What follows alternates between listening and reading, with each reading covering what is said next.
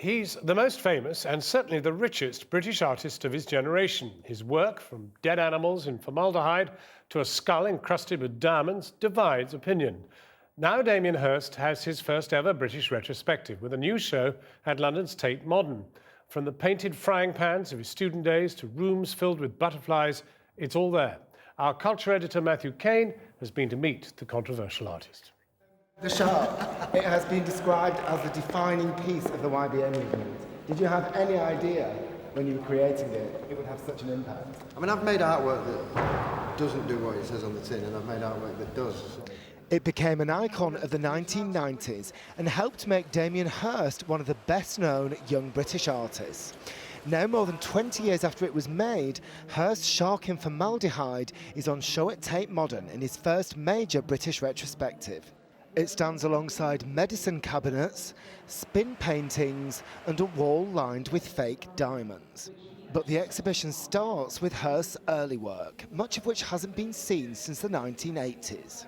In that room there's a piece made with pans that are gloss painted, and I think when I made that I definitely thought I was doing something like Picasso's bike seat and handlebars, you know, which is going to change the world, and looking at it now all it says to me is car boot sale. But when I look at some of the early work, like the early spot painting, I wonder whether there's more of you in that than there is in some of the later ones that are technically more accomplished. Yeah, I mean, I think that's what you try and do as an artist. I mean, I think as an artist, I think you start off putting yourself into the work, but I think in the end you want to put the viewer into the work. So you don't really want yourself in there. I mean, it's like every artwork anybody could ever make is always a self-portrait in some way. But I think, you know, I'm not looking for things that are personal to me. I'm looking for universal triggers. I mean, I want to try and touch everybody in a one-on-one basis. You know, I mean, like everybody loves butterflies. So it's like, you know, I'm looking for things like that. A mid-career retrospective like this typically provokes some of the most negative reviews of an artist's career. But the truth is that Damien Hirst has always prompted extreme reactions. Many people think that he revitalised contemporary art in Britain and put it on the international map, but others hold him responsible for turning art into a commodity and the artist into a brand. What he is brilliant at is he is a brilliant businessman, he's brilliant at marketing his art, and he is brilliant at delegating the art to skilled craftsmen. So there's nothing wrong in that. He is a brilliant businessman, but he's a second-rate artist. Do you think when critics talk about how much money you earn, it's a way of cutting you down to size and reminding you of your working class roots? I don't know, you know, I mean, I think money's an important key in the factor, you know, but I think, you know, it's like, I think I use anything to get people's attention, and I think the money's something that does that as well, you know. Your motivation's got to be art, not money.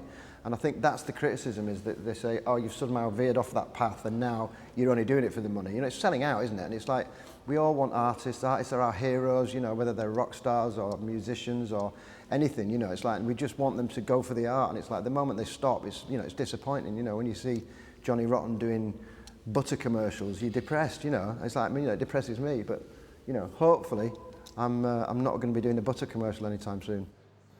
But earlier this year, Damien Hirst found his working practices under scrutiny when David Hockney opened his exhibition at the Royal Academy by stressing that he'd made all the work on show himself. The comment was interpreted as a criticism of Damien Hirst's use of assistants. It really amazes me that that kind of thing comes today. You know, it's like there's no way I could have created the things. I mean, you know, you try and make art that's a reflection of the world that you live in. And in the world that we live in, everything we're involved with is made by other people. I always remember people sort of say to me, your work's a factory, like it's a negative thing. And you just think, factories make amazing things. They don't just make dog food, you know, they make Ferraris. The exhibition opens on Wednesday and is expected to be a huge hit with the public. But it doesn't include any work created after 2009, so it won't silence those critics who say he's past his sell-by date. They'll have to wait till his next show of new work, opening at White Cube in May.